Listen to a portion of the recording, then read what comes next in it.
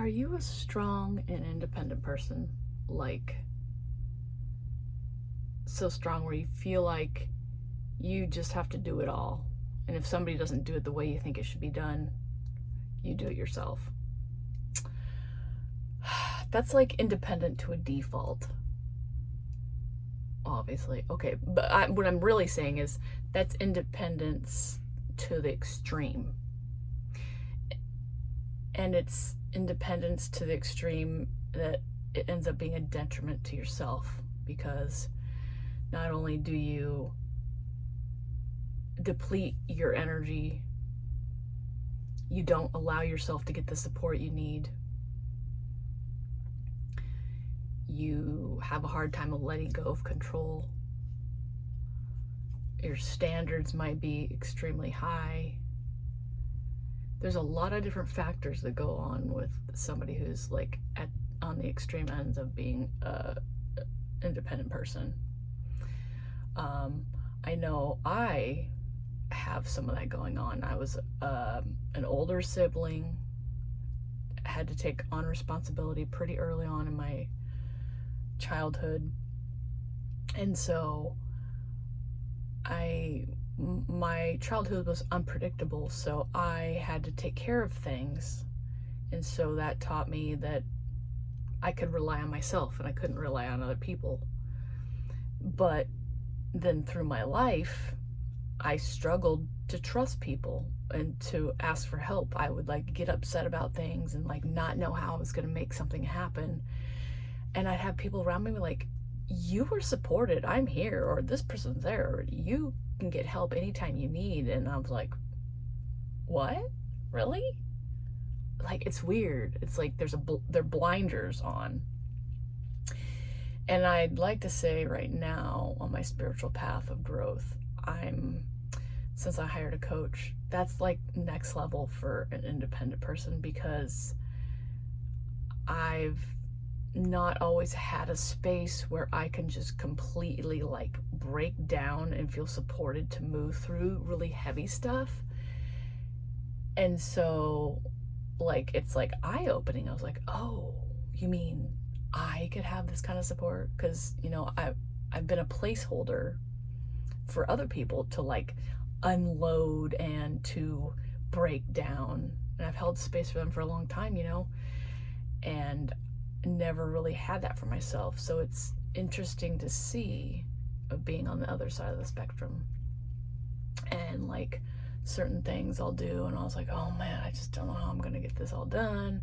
And then I go to her and she's like, oh, there's this, or what about this or this? And I was like, oh, you mean ask for help?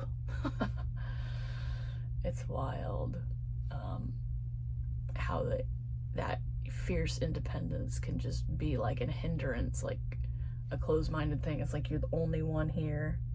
Nobody else understands or knows what it's like to need support, or to have space to break down. And so I'm learning how to let that happen, because before I would just like go hide and think I needed to deal with all of myself by myself. And not having to do that and getting like perspective from other people and actually talking about some of the challenges that I'm going through, instead of just like holding it all in and trying to figure it out myself and watching videos on it.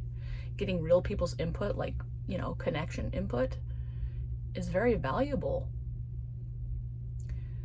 It gives you new ideas and broadens your perspective, and it feels good to allow other people to support you. I went through a challenge a few days ago, and I just called some of my family members that I've supported and I know that are there for me and that are people that are reliable, and they helped me through it, and I felt way better. So my world is opening up and finding that, people around are here to help me, and I have a place to land if I need to. So I say this because I know there's a lot of us out there who don't allow ourselves to land somewhere, to break down, to be imperfect, but ourselves. And so opening up to other people can be next level for you, because you'll get perspectives you didn't know you had. You'll be able to let go of some control, see past that, like, needing it a certain way. Because, you know, some things are messy. They're not supposed to be perfect. They're not supposed to be one way. You know, opening yourself up to different ways is valuable, because it gives you a variety of things, and it helps you see past your limitations. And whatever you create and you do, you can accept it. And you don't have to say, that's not good enough, because it's not the certain way that I think it should be. You can let go of those high standards that, like, wrench on you. And you know what? It's a lot better to have somebody help you, you know, and just let them do it the way they do it, and forget about the perfectionism. And sometimes that's hard. That's hard. I know some of us with kids, you know, could be like that, or, you know, with our family members or friends, you know, like, you throw a party or something, you have this vision and it's got to be the certain way, and if somebody's not doing it that way, it's going to be ruined. No, it's not. It's going to learn to let go.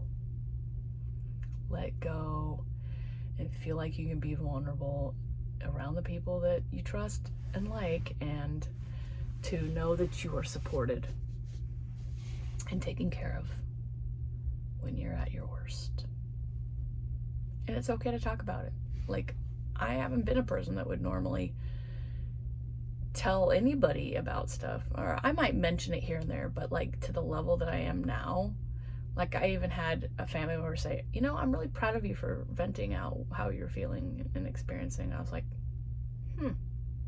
yeah, you know, I don't think I really do that. So anyways, for all you strong, independent people who are overly strong and independent and don't allow yourselves to be the soft, vulnerable, sensitive, raw person, do yourself a favor and find a way to allow yourself to be there, because that's where a lot of beautiful transformation happens. Anyways, till the next video, love and laughter.